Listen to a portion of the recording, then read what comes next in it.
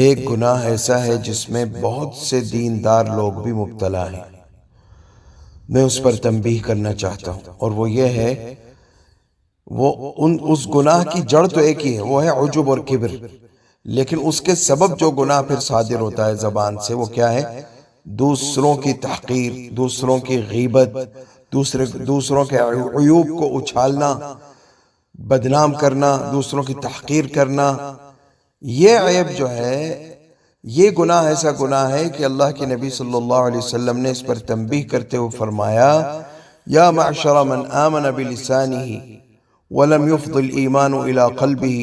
فرمایا یہ وہ لوگ ہیں جو زبان سے مسلمان ہو گئے، دلوں میں ایمان داخل نہیں ہوا، ورنہ یہ لوگوں کو اس طرح دوسروں کے عیبوں کو اچھالنا اور دوسروں کو بدنام کرنا، دوسروں کی تکلیفوں سے خوش ہونا، یہ نہ کرتے ہرگز۔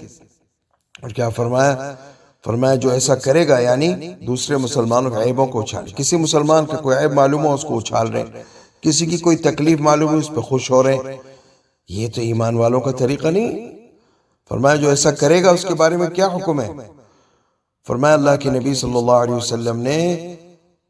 من اتبع عورت اخیہ المسلم تتبع اللہ عورتہ حتی یفضحہ ولو فی جوف رحلہ،